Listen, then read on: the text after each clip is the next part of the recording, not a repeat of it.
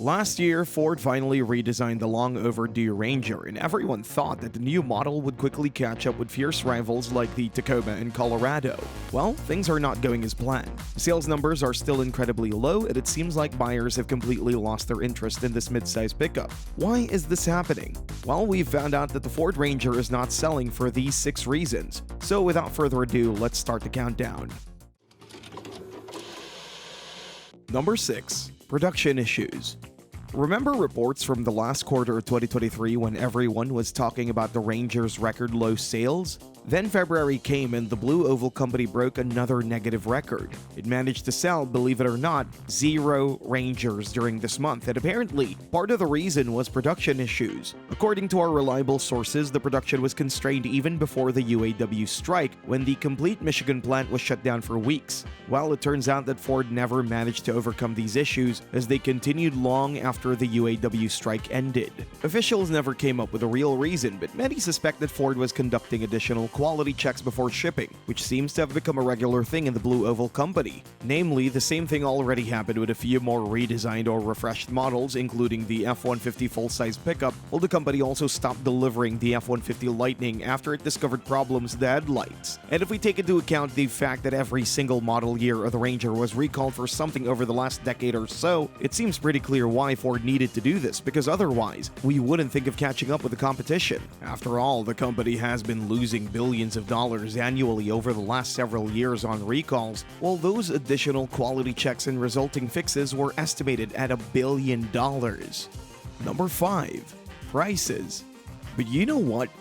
Even when the company finally established production, things haven't changed much. The numbers are still below any expectations, so bad that the Ranger managed to enter the list of the top 10 slowest selling new vehicles on the market, spending an average 90.5 days on dealer lots, which is double the time of an average new vehicle. One of the reasons is the price. Pickups, especially midsize, used to be affordable workhorses, cheap alternatives to all those who didn't necessarily need the towing and hauling capabilities of an F-150 or any other full-size pickup. But guess what?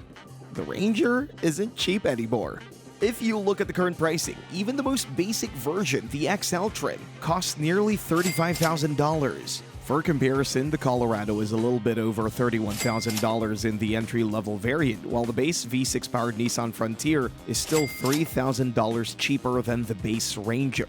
Moreover, even the Tacoma, which is well within its rights to pump its price, considering its dominant position on the market, remains notably cheaper than Ford's pickup. The Ranger used to be an affordable workhorse, but now even the smallest upgrade can cost you a few thousand extra. Mid-range models like XLT, which adds no more than a couple of safety and convenience features, cost way over $37,000, while the Lariat starts over $45,000.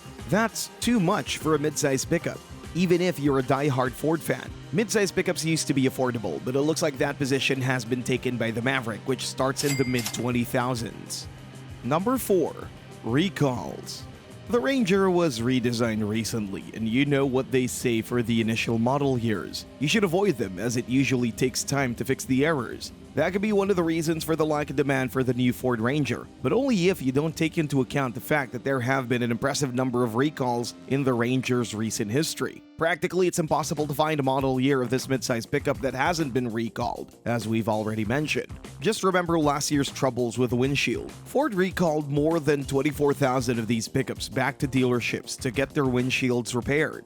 And that's just the beginning. Lesser, more serious recalls were numerous over the last few years, starting from the tailgate latch issue that affected 56,000 models produced between 2018 and 2020. Problems with the engine block heater cable were way more serious, with a big chance of catching fire when the cable is plugged into an electrical outlet. Or maybe you were one of the 3,500 owners who needed to get back to the dealership because of the shifter cable bracket, which was the reason why the transmission was often in the wrong gear from what was indicated by the shift lever position. The HVAC blower motor was yet another recall issued in 2020 for models produced in 2019, which was built with improper clearance between an electric terminal and the conductive base plate, posing a significant risk of fire. Or maybe we should mention the transmission shift cable lock clip, which may be yet another reason why people are not rushing to purchase the all-new Ranger.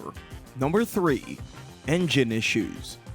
On paper, the Ranger's engine may seem like the real deal, turbocharged with plenty of low-end torque. It seems like the perfect option, whether you need something for towing, off-roading, or engaging highway rides. But still, we all know what pickup drivers appreciate the most. Yes, we're talking about reliability, which may not be Ford's biggest strength. To get straight, Ford has never been the epitome of reliability, but this engine is poor even by the Blue Oval standards. And the first thing that comes to mind is the fuel system. More precisely, it's about fuel injectors, which turned out to be extremely sensitive to less than optimal fuel quality. Once worn out, and that happens surprisingly quickly, they become the main cause of misfiring, lower MPG ratings, loss of power, etc.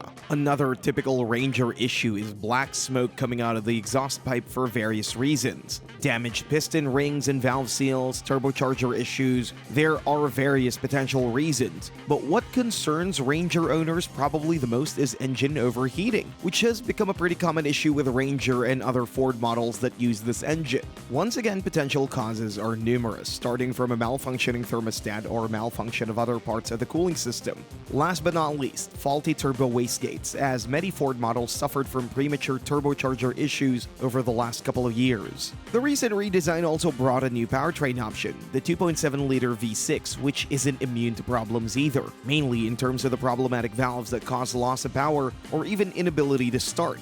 Number 2. Transmission.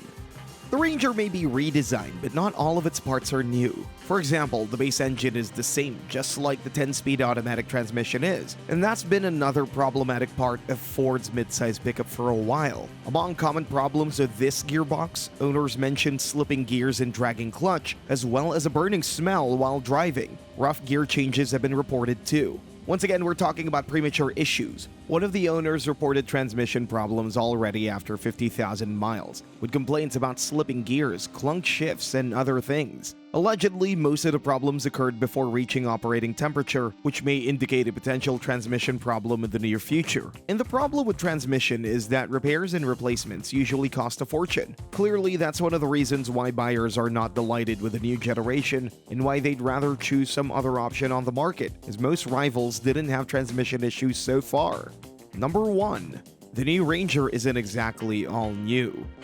The moment the previous generation was reintroduced to the North American market, it was outdated, because that was nothing more than an Australian market model that was already on sale for 8 years. Therefore, it never managed to be competitive enough with key rivals. The moment the new generation was announced, our hopes were high, but unfortunately, the new model didn't meet our expectations entirely, because the new model still rides on the same old platform. Yes, it looks way better. The interior is way more upscale. Even the suspension setup has been updated and the driving experience is a bit better. But at its core, this is still the good old T6 Ranger. Once you get behind the wheel, that becomes more than obvious, considering the Ranger's infamous vague steering feel. As we've already mentioned earlier in this video, many parts remain the same, including a couple of critical ones, such as the engine and transmission. Altogether, we're not sure if the new Ranger is new enough to keep up with rivals, and judging by the sales numbers, others might be thinking the same. Speaking of the competition, the Ranger meanwhile got an in-house rival as well. With the skyrocketing prices we just talked about, it looks like more and more buyers are turning to the Maverick.